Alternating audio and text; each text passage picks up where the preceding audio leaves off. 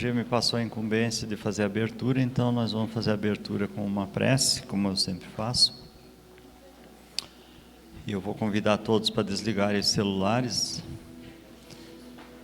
e vamos silenciar o nosso movimento, elevando a nossa mente a Deus, agradecendo pela oportunidade de estarmos aqui reunidos mais uma vez, pedindo luz, força e sabedoria para que possamos prosseguir pela vida de forma harmoniosa e tranquila, buscando reclamar menos e cooperar mais.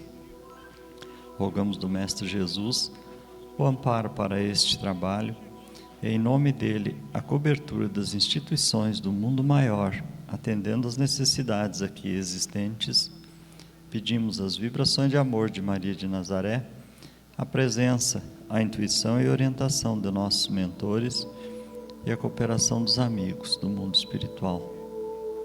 E juntos, unidos no mesmo desejo, que é o de aprender e servir, vamos vibrar de nossos corações o sentimento de amor, paz e fraternidade, através da prece que o Mestre Jesus nos ensinou.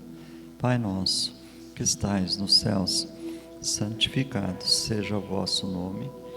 Venha a nós o vosso reino, seja feita a vossa vontade, assim na terra como nos céus. O pão nosso de cada dia nos dai hoje, perdoai as nossas ofensas, assim como nós perdoamos a quem nos tem ofendido, e não nos deixeis cair em tentações, mas livrai-nos do mal, que assim seja.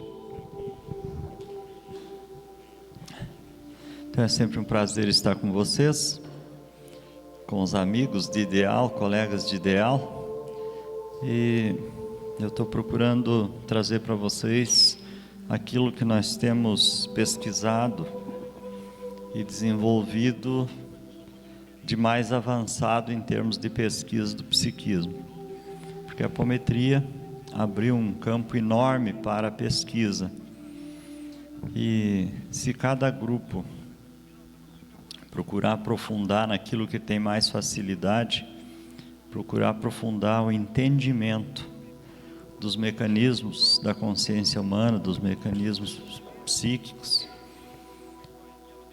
acho que nós vamos encontrar a causa de muitos problemas, ou de todos os problemas da nossa vida, quase que da totalidade dos problemas da nossa vida. Nós ainda trazemos muito a ilusão do karma e a ilusão de que Deus quis assim, e quando eu digo que é ilusão, eu tenho hoje muita certeza disso, porque são raríssimos os casos onde a gente contata que existe uma determinação divina de que alguém tem que sofrer. São os raros casos onde a doença está funcionando como terapia, onde o impedimento, o bloqueio está funcionando como terapia. 90%, 95% talvez por cento dos casos, a doença ou a desarmonia, o bloqueio está funcionando porque o interessado gosta e quer, usa aquilo como justificativa, como instrumento de autopunição, como um instrumento de ignorância, do desinteresse, do entendimento do funcionamento da vida, da busca do entendimento da realidade espiritual. Então, karma, é lógico, significa ação, e para toda a ação tem uma reação, né? Então, evidentemente que essa ideia do karma imposto, do karma que não pode ser modificado, precisa ser modificada na nossa cabeça. O karma, a resultante de uma ação, ela acontece enquanto o equivocado não mudar a sua trajetória, não corrigir a trajetória, não corrigir a sua maneira de pensar, de falar e de agir. A partir do momento que a pessoa começa a correção, começa a cessar essa ação kármica por correção de trajetória. Então nós temos profundamente enraizado no nosso psiquismo, nas nossas memórias remotas, nas nossas personalidades, consequentemente registrado em nossos corpos sutis, os nossos equívocos do passado. E os equívocos, uma ideia equivocada leva a um erro. O erro leva à culpa e a culpa leva à necessidade de punição. Toda culpa tem necessidade de punição. A tomada de consciência leva à necessidade de correção, que é muito diferente. Necessidade de reparo. Então nós estamos ainda fazendo muito pouco reparo e fazendo muita punição. Temos quase uma necessidade, temos quase um prazer mórbido em falar dos nossos obsessores, o meu obsessor, né, a minha doença, né, é quase um prazer, é um apego, como se fosse um título, né, de valorização. Então nós precisamos mudar essas atitudes, e para isso temos que compreender a vida. As nossas limitações, e as nossas limitações são estabelecidas por nós mesmos. Eu não consigo. Vai repetindo isso para ver o que vai acontecer na sua vida. Como você vai? Mais ou menos. Vai repetindo. Você vai se auto-hipnotizando, né? As minhas crenças, porque é uma série de coisas, de itens que precisam ser verificados, né? Se eu acredito numa coisa, Deus castiga. Então eu estou sempre esperando um castigo. Se eu cometi um erro, eu já sei que vem castigo, pois Ele castiga. Então nós colocamos algumas coisas na nossa cabeça, e isso permanece ao longo dos milênios. E tudo aquilo que é negativo vai formando não só hábitos, impulsos, tendências, automatismos e campos de energia. E depois tem que trabalhar para desmontar tudo aquilo, porque vai te envenenar por séculos na frente. Errinhos às vezes de meia hora, uma hora, geram séculos ou milênios de encrencas. Como diz o gaúcho, né? Para entrar numa briga eu dou uma boiada, para entrar numa briga para não entrar eu dou um boi, para não sair uma boiada, né? O processo funciona igual. Para entrar na briga, entrar na encrenca é tão simples, tão fácil. Para sair, dá um trabalho tenebroso. Então, só nós podemos mudar isso. Aqui, como em São Paulo, não é muito diferente, né? Eu acho que tem 600 mil habitantes aqui.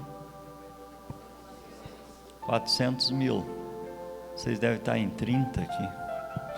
Então chega a uma conclusão brilhante: o povo adora sofrimento e merece mesmo, precisa, né? Quanto mais melhor, para ver se acorda, porque nós trazemos um instrumento desse, estamos cultivando aqui um instrumento desse, de autolibertação, e ninguém se interessa.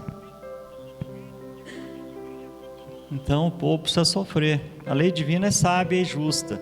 Mesmo depois de 2000 anos da vinda de Jesus, todo mundo penando, se matando, fazendo guerra, assaltando, se arrebentando, fazendo as doenças. Cada dia inventa uma nova, né? Porque cada dia a medicina descobre mais uma que ninguém conhece. Essa semana eu estava trabalhando em São Paulo. Um menino está paralisado de um lado, ele tem 18 anos, né? Ele fez uma doença moia-moia, eu acho, a síndrome de moia-moia. Tem 42 casos no mundo, mas tem que inventar uma coisa diferente, né? Ninguém se conforma em inventar uma coisa que já existe, tem que ser nova.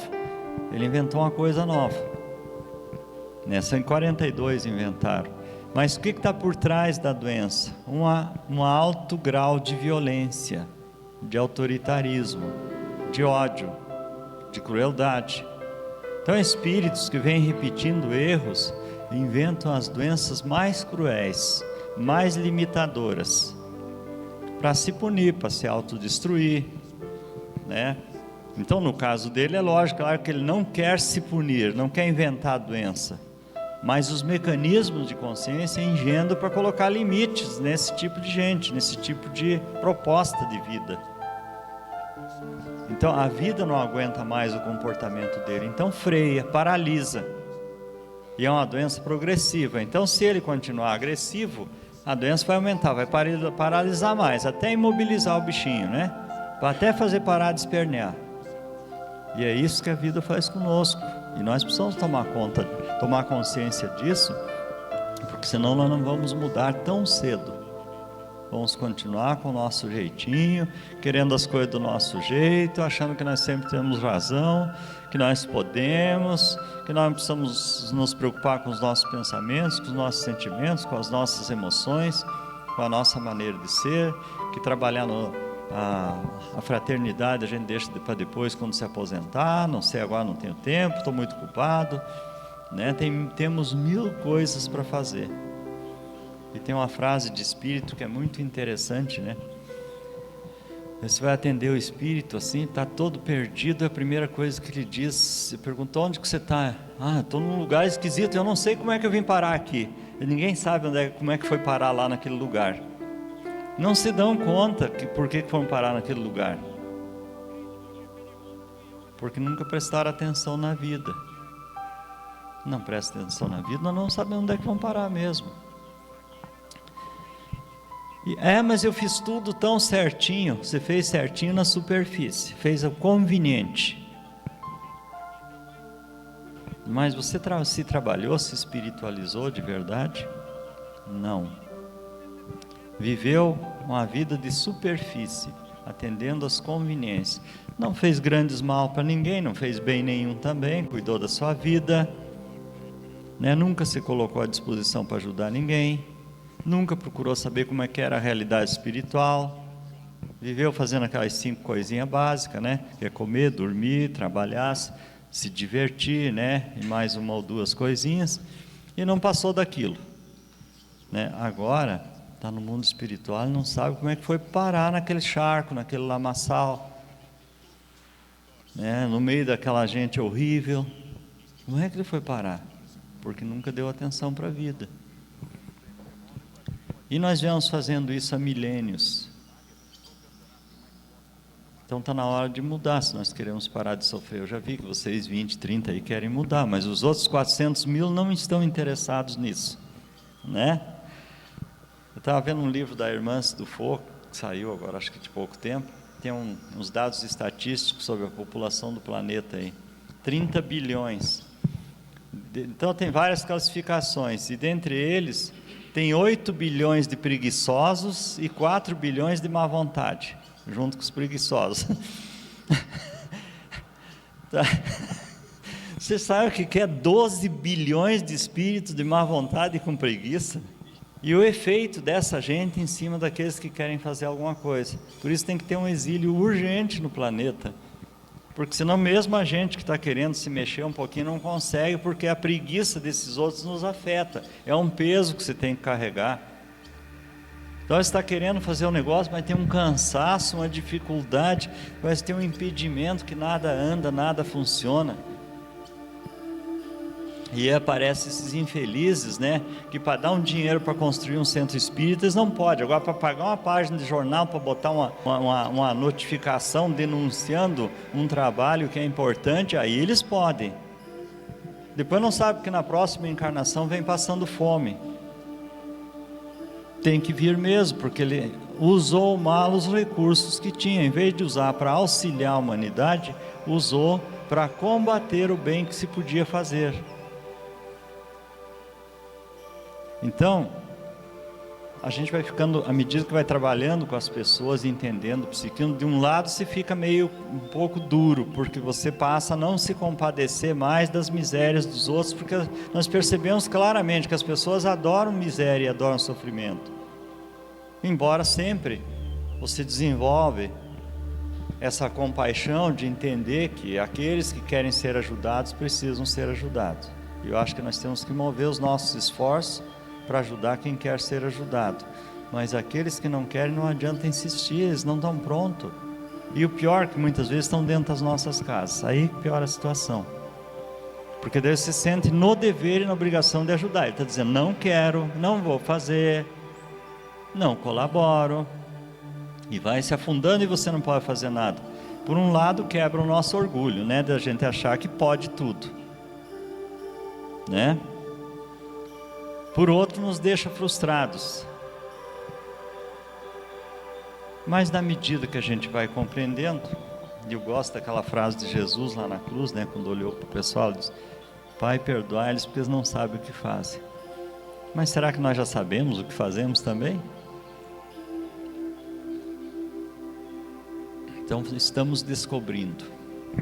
Então eu acho que nós temos muito o que fazer, uma excelente caminhada pela frente de realização, de planificação, de melhora da qualidade da nossa vida, da qualidade do nosso progresso, né? Não precisamos viver uma vidinha limitada, podemos ter uma vida plena, tranquila, satisfatória, feliz, buscando a nossa espiritualização, porque quando você busca espiritualização, que você trabalha todos os teus aspectos, tuas possibilidades, desenterra os teus talentos, não tem como você não ter uma qualidade de vida. Porque de que adianta a pessoa se intelectualizar? Tem gente com 2, 3 faculdades e não serve para nada, não consegue trabalhar, se consegue trabalhar fica encolhido lá com medo, se sentindo incompetente, incapaz, limitado. Então de que adiantou todo aquele investimento em estudo? Quanto ele investiu para conhecer a si mesmo? Às vezes nada. Ah não, isso aí só se for de graça. Se me derem de graça um atendimento lá no centro, eu até vou. Então peço para alguém aí que é mais fácil ainda: fulano, me atenda lá por favor. Faça a caridade de me atender, que isso não é caridade, mas ele acha que é, e quem atende às vezes também acha que é, né? O sujeito não se esforça para nada, depois reclama da vida. Então acho que nós precisamos tomar consciência e desenvolver os nossos potenciais para a vida, de realização, de autorrealização, de consciência, buscar conhecer como funcionam de verdade as leis divinas, né? Que elas estão a nosso favor, não estão contra. Mas isso depende de decisão, de determinação, de consciência. Depende de ter paciência para ouvir as reclamações lá em casa, as dos amigos, que deve ter os amigos que você abandonou. Em casa eles dizem que você vai para o centro de novo, que você já foi a semana passada, não sabe por que tem que ir lá naquele centro do G novamente. Essas coisas todas que as pessoas fazem, né? Ou aqui não fazem, de repente é só lá de São Paulo para lá, né? Mas é assim que a humanidade se comporta. Eles atrapalham aqueles que querem progredir. Mas não é por isso que os interessados vão ficar paradinhos. Vamos nos movimentar. Então nós temos ainda 2 escolhas para fazer. Ou vamos ser pedintes nas filas de atendimento da vida, sempre reclamando, ou vamos ser agentes do progresso, da tranquilidade, da saúde, da harmonia. Seremos socorristas ou pedintes? A escolha é nossa. Como vocês escolheram estar aqui, estão saindo da fila do pedinte, provavelmente, né? Então, vamos estudar um pouquinho, ver o que nós podemos aprender mais para socorrer melhor. E quando eu falo socorrer, já começa socorrendo a nós mesmos. Esse estudo que eu vou repassar para vocês, essa síntese, eu vinha trabalhando nela há alguns anos, para juntar todo aquele conhecimento que eu tinha da apometria e TVP, e eu percebia que faltava alguma coisa para auxiliar as pessoas. Embora eu já conhecesse o trabalho chamado captação psíquica, que era um trabalho de consultório, os consultórios psicológicos e alguns psiquiátricos usavam, tem alguns escritos sobre ele, com diversos nomes, psicotranse, coisas assim, né? Eu não tinha imaginado de aplicar isso com mais cuidado, levar isso para a mesa mediúnica e muito menos levar para o consultório por causa daquele ranço de misturar mediunidade com sensibilidade, né? Mediunidade é intercâmbio com espíritos, e quando você vai fazer captação psíquica, você vai trabalhar com o psiquismo da pessoa, não é intercâmbio com espíritos. Então comecei a estudar isto e perceber que era uma ferramenta que te dá a condição de, na mesa mediúnica, se você tem tempo, e conhecer o mecanismo de consciência, aprofundar o trabalho na mesa e auxiliar muito mais as pessoas. No consultório, aquele mesmo conhecimento aplicado de uma forma diferente te trazia um resultado excelente. E comecei a aplicar e funcionou muito bem. E no final do ano passado nós tivemos o auxílio da espiritualidade para fazer uma síntese, sim, uma coisa simples, para repassar para todo mundo. Que está nesse manualzinho de capa verde ali, é um resumo desse trabalho. Isso aí. Pode levantar assim. Isso eu preciso vender esse negócio, né? Então, ali está a síntese desse curso, dessa apresentação. Aliás, tudo que está aqui está no manual. Então nós buscamos aprender apometria e hoje eu vejo como a gente vai pelo caminho errado. Decorar o livro do Dr. Lacerda, decorar um mundo de coisas, estudar um mundo de coisas, quando você teria começado do simples para o complexo. Nós começamos do complexo para o simples. É muito difícil você pegar um livro daquele, extremamente denso, estudar e aplicar na mesa mediúnica. É extremamente simples você pegar uma das leis, aprender a trabalhar bem com ela e daí ir agregando o resto. A primeira coisa que nós temos que aprender é lidar com a tal de incorporação. Começar da prática para a teoria, não da teoria para a prática. Esse manualzinho tem um roteirinho bem direitinho de como trabalhar. E aprendendo a lidar com isso e aprender a compreender. 95% das incorporações de mesa mediúnica não tem absolutamente nada a ver com espíritos. São das dissociações de consciência das pessoas. Nós temos 3 grupos de personalidades que nos atrapalham. Personalidades não, vamos falar de elementos psíquicos que fica melhor. Tem as subpersonalidades, que são as nossas cópias, representam as nossas frustrações e tudo aquilo que é reprimido. Faz uma cópia perfeita de você e vai incorporar nos outros para atacar você ou para incomodar a vizinhança. Segundo, as chamadas personalidades múltiplas dissociadas, são aquelas que sabem que estão ligadas a um novo corpo e não aceitam o corpo, não aceitam a condição de vida, até porque às vezes reencarna em polaridade inversa, não aceito, então fica fora, às vezes se torna obsessora, ou então vai cuidar da vida dela e não colabora com você, só que te tira energia.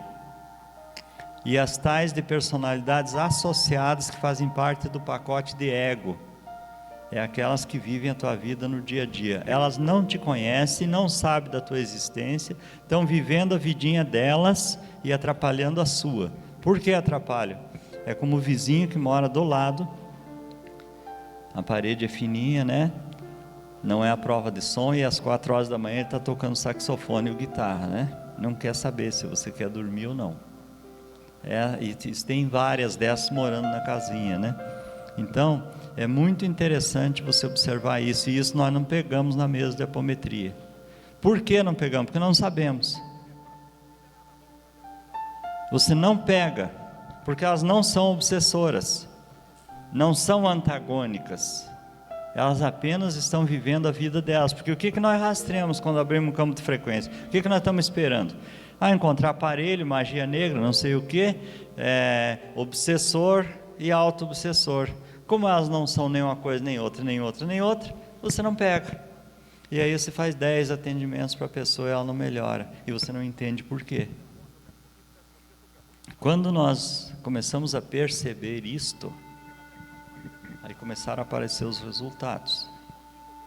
Normalmente um atendimento bem feito na mesa mediúnica, e hoje frequentemente eu somo esse atendimento, porque muitas vezes eu encaminho a pessoa já do consultório para a mesa mediúnica quando tem obsessão, ou então quando eu estou na mesa mediúnica, que a gente faz captação psíquica na mesa mediúnica, a gente trabalha isso e a pessoa melhora de imediato, e você tem condição de solucionar problemas gravíssimos, que não são de espíritos, não são provocados por espíritos, são provocados pelas personalidades. Não é porque elas querem, é porque elas estão assim.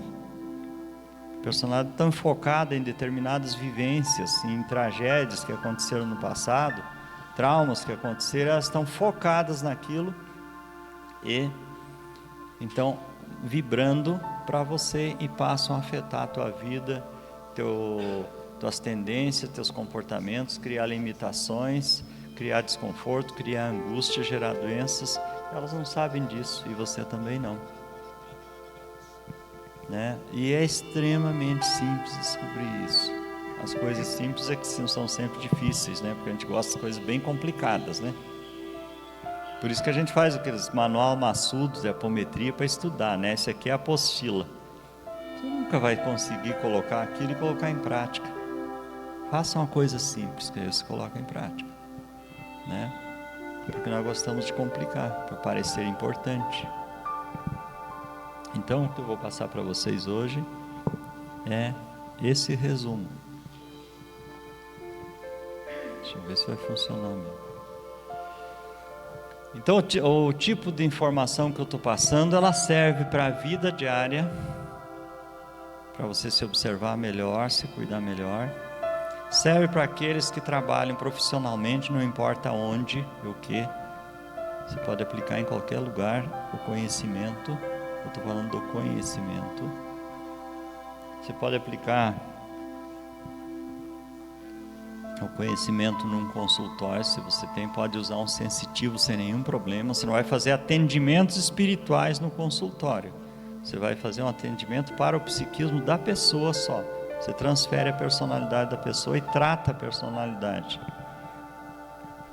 Mas como nós temos a proposta fraternista, temos que dedicar algumas horas do nosso tempo para o trabalho fraterno. Então, eu levei o que era de consultório para o centro espírita. E lá nós estamos desenvolvendo uma proposta de trabalho da seguinte forma: as pessoas vão fazer 3 atendimentos, 1 hora por mês, 3 horas de captação psíquica com uma dupla no centro, gratuito, né?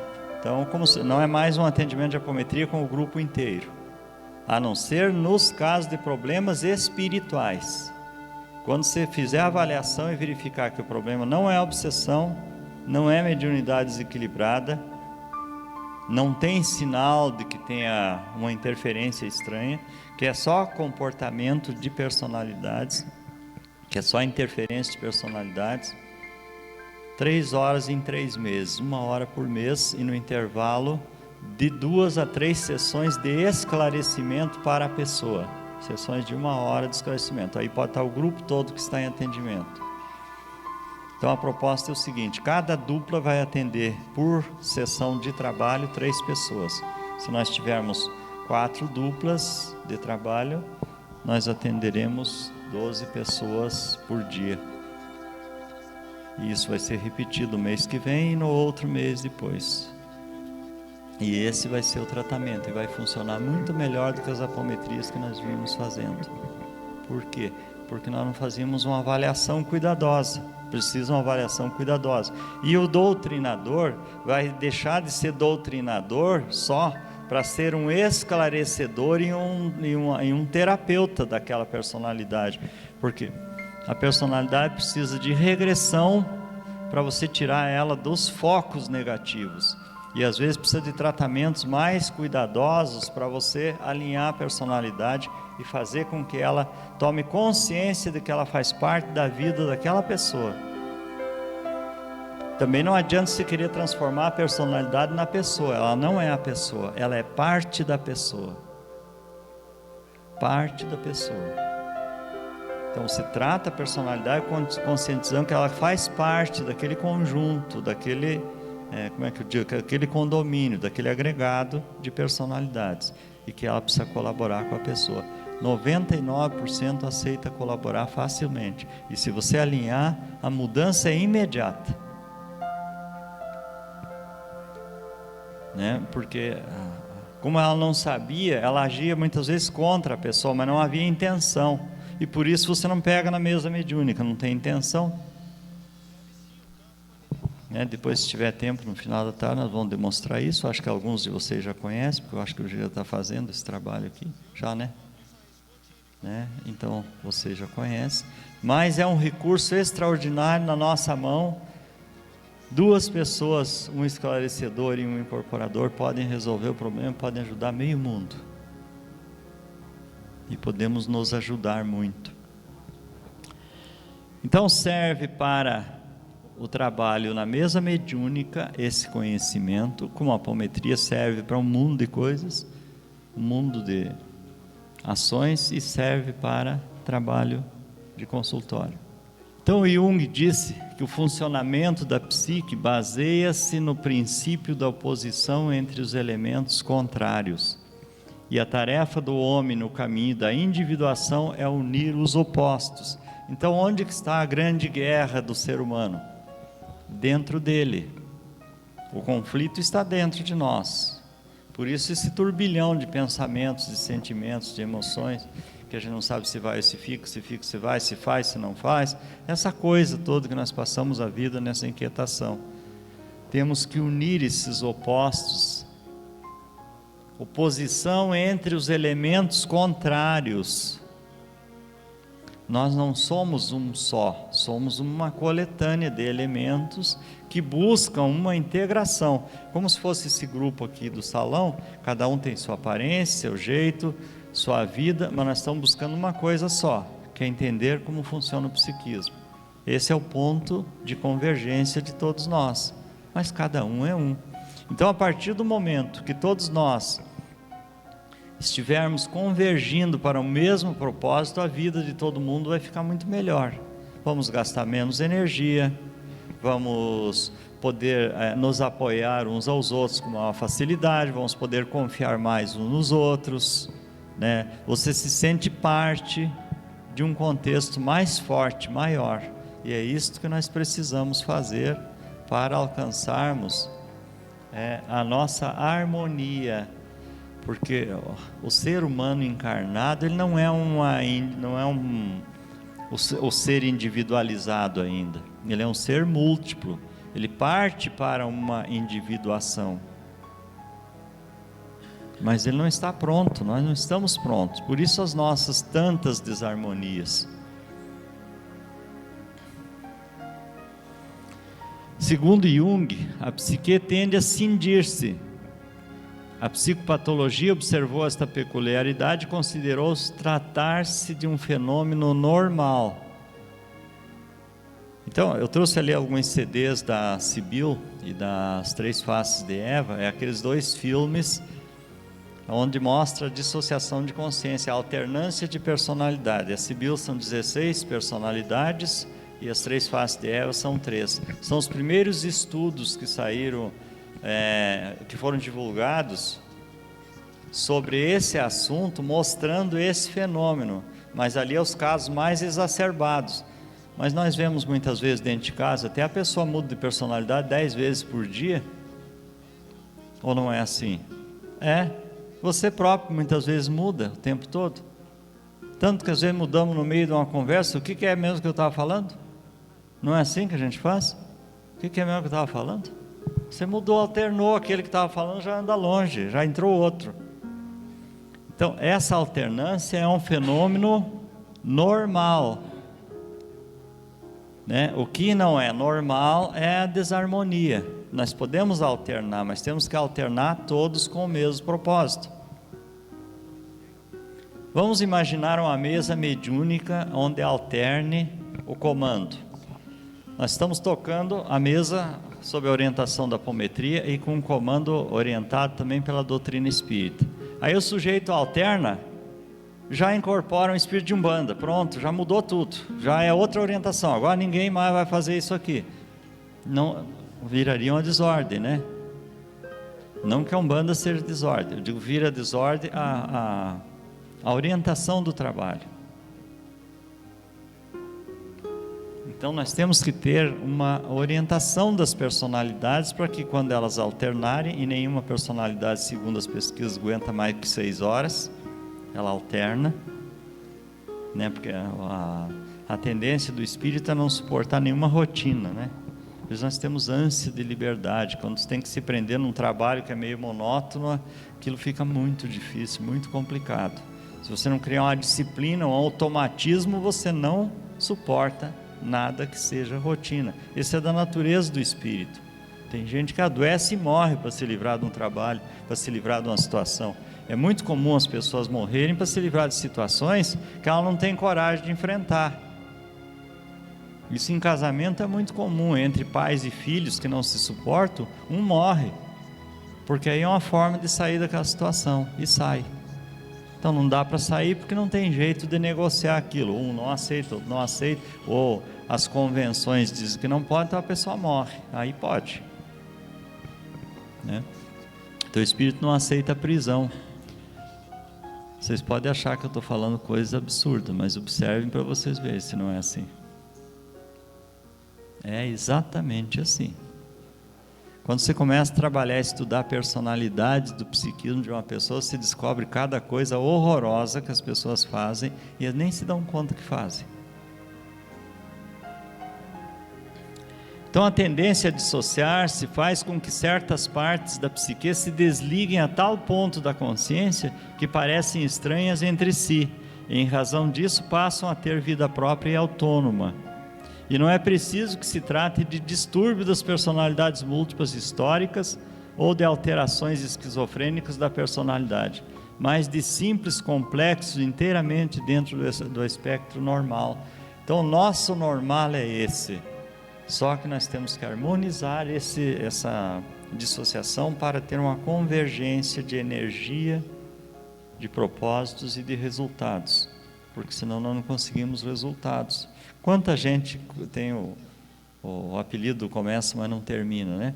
Porque começa uma coisa e não deu certo, passa para outra, começa outra não dá certo, passa para outra, começa outra não dá certo, passa para outra. O que está acontecendo com essas pessoas? Então ele tem os casos extremos, né? Eu conheci um sujeito que veio pedir ajuda lá em Lages, ele veio pedir ajuda de TVP, né? Ele estava no 14º casamento e com 14 processos, né, em cima das mulheres que ele tinha casado. O que é isso? É a loucura das loucuras, né? E ele acha que as mulheres estão erradas, né? Então tem coisas, é um distúrbio de personalidade gravíssimo, de dissociação de consciência gravíssimo, dissociação de personalidade.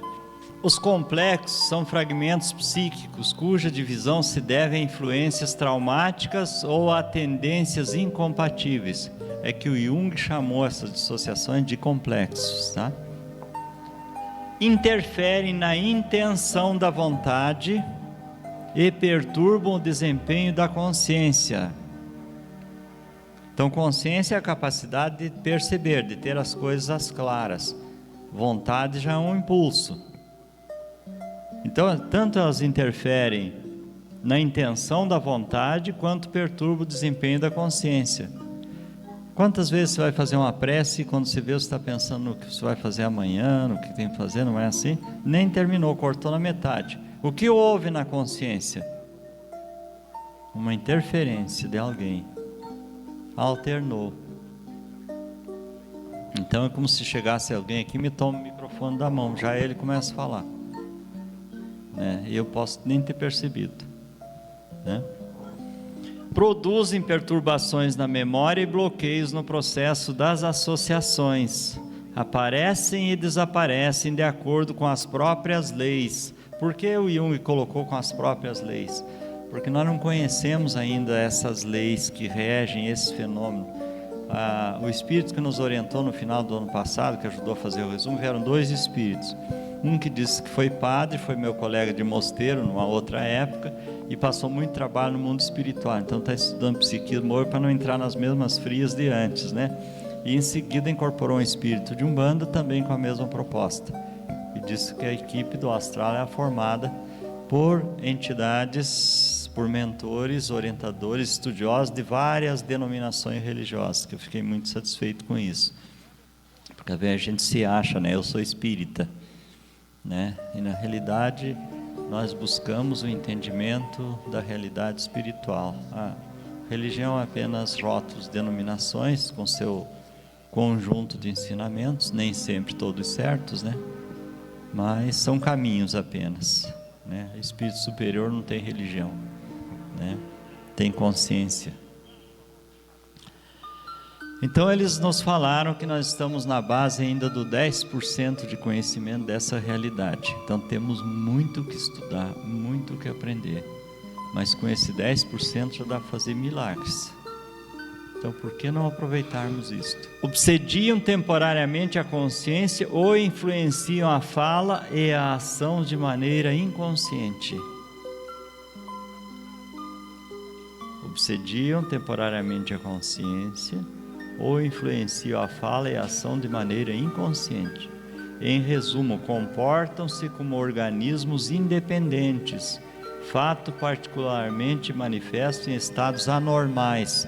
O que seriam os estados anormais aqui? Esquizofrenia, distúrbio da bipolaridade, essas coisas aí já são anormais, né? O resto da nossa loucura é normal, né? Porque isso, quando a gente começa a analisar, a humanidade tem uma loucura total, né? Mas é normal essa loucura, dado o nosso grau de inconsciência. Então a gente diz que o sujeito certinho tem que ser olhado assim, é meio esquisito, é muito certinho demais, tem algo errado. Então o certo nosso é ser meio desordenado, né? Porque o certinho é que é o errado para nós, é o nosso grau de consciência, né? Então quando o sujeito é muito alinhado, ele passa a ser esquisito. Nas vozes dos doentes mentais assume um caráter pessoal de ego. Então é como se ele se apossasse, é um domínio de ego, né? Parecido com o dos espíritos quando se revelam. Então, claro, elas incorporam. Então, personalidades muito dominantes, muito fortes, incorporam e você acha que é espírito. E mesa mediúnica, isso é muito comum quando dá aquelas incorporações violentas, né? Antigamente o pessoal achava que era tudo mago negro. E também não sei porque que se chama de mago negro, né? É mago negativo. Porque o mago pode ser loiro, branco, amarelo, vermelho. Por que tem que ser mago negro? Não é verdade? É uma discriminação total, né? Quando a gente começa a ver, tudo discriminação. Eu acho bacana aquela que inventaram para as pessoas que têm limitações físicas ou cerebrais especiais. Não é outra discriminação? E para nós meio velho, agora a melhor idade. O povo não se conforma, tem que arranjar um título. Eu não acho que é a melhor idade. Não acho que é ruim, mas não é a melhor também, né? Então, tudo discriminação, né?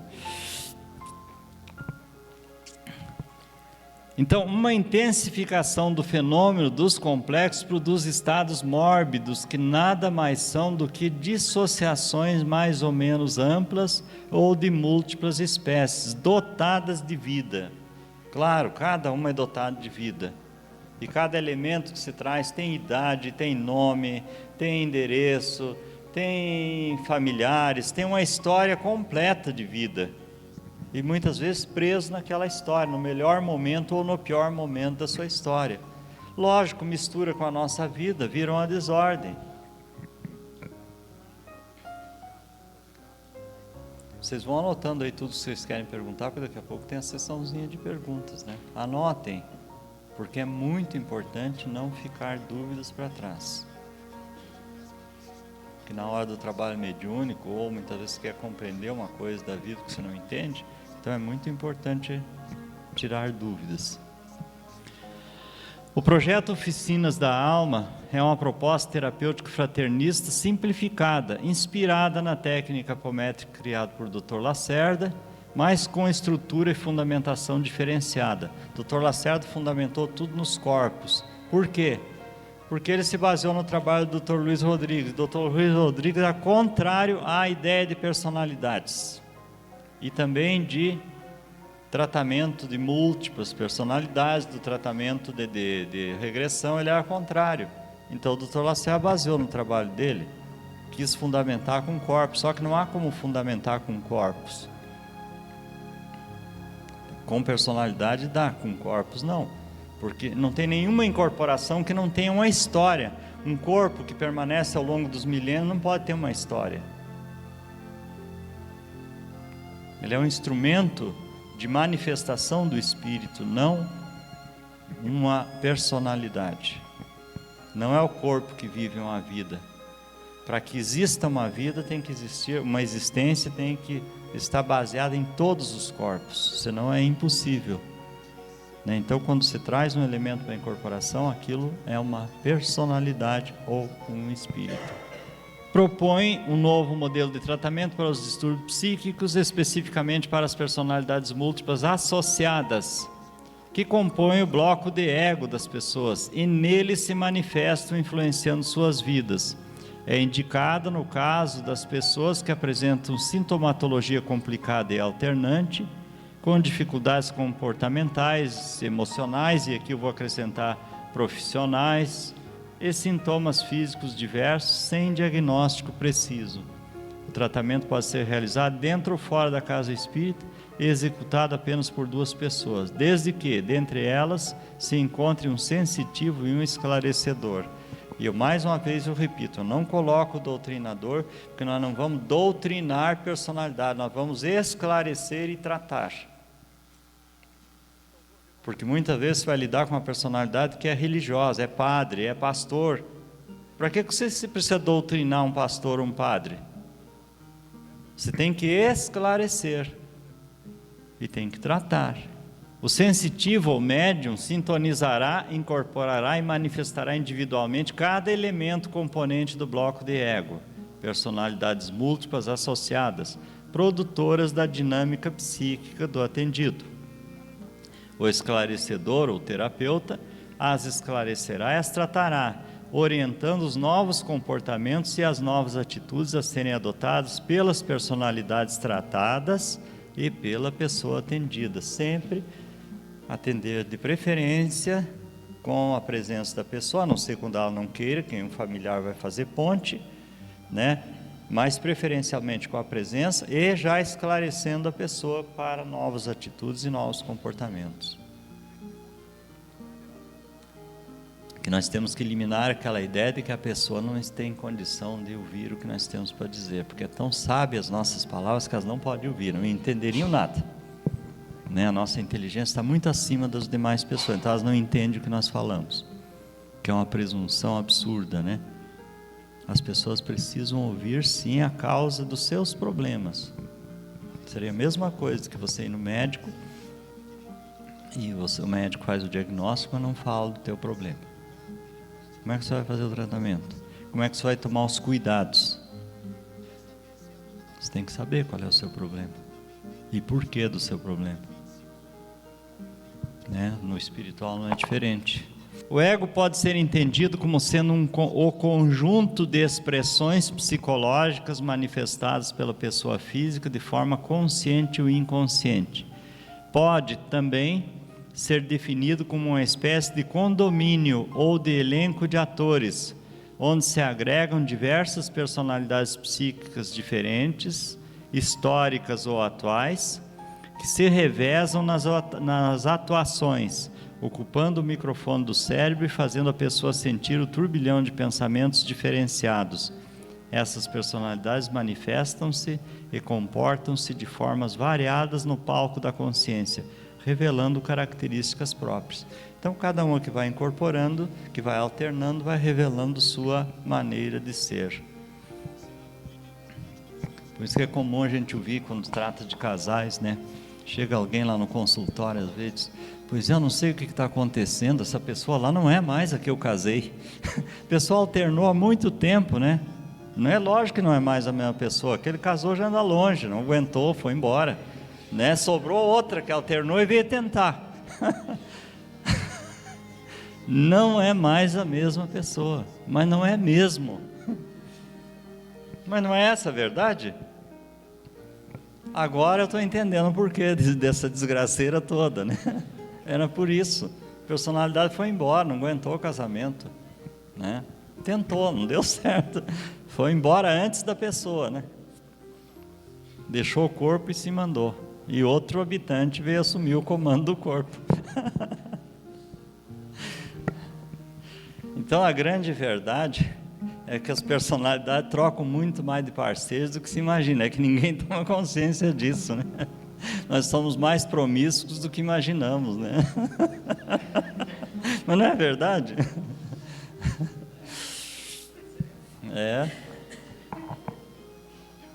Quando a gente conversa no consultório com as personalidades, você descobre cada coisa horrorosa, né?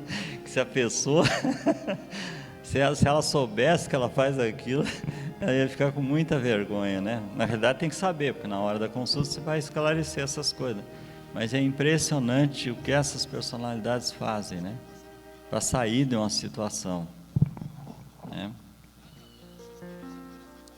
E é interessante porque elas acarreiam muita desarmonia para você. Elas estão desarmando porque elas trazem doenças, energia de outras pessoas, fazem conexões, proporcionam possibilidade de obsessão.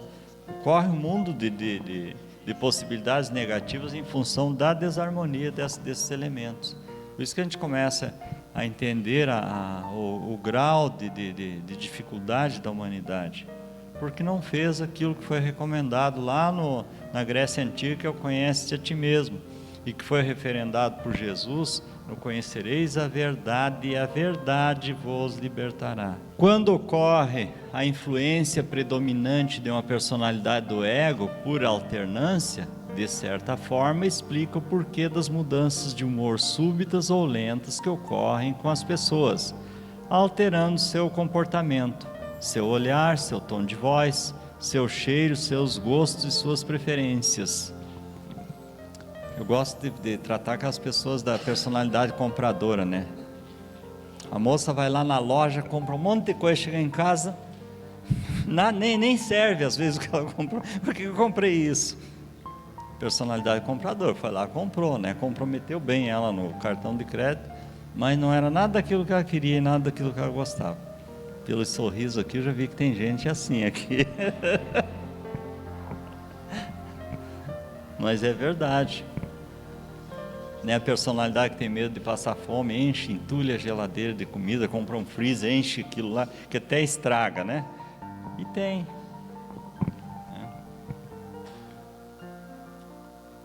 A gente observa isso muito, personalidade de miséria também, sempre tudo é muito pouco, tudo muito controlado, e a personalidade esbanjadora, né? Tem 2 pessoas na casa e faz comida para 10, né? Aquela sobra, aquele monte de coisa arada, tudo para jogar fora, né? Mas tem que fazer, tem aquela compulsão do fazer, né? Então é a personalidade ricaça, esbanjadora, né? Ainda está lá no castelo, no palácio, né? Então, dessa forma, podemos definir a personalidade psíquica alternante como sendo uma espécie de pessoa não física, que tem uma história particular, uma motivação, uma aparência e uma idade própria, diferente da aparência e da idade da pessoa da qual faz parte e através da qual se manifesta. Além disso, essas personalidades têm um comportamento específico, um vocabulário e memórias próprias, polaridade sexual distinta, emoções e sentimentos exclusivos. Alguém de vocês já teve a oportunidade de dizer em casa para o outro: eu não entendo você?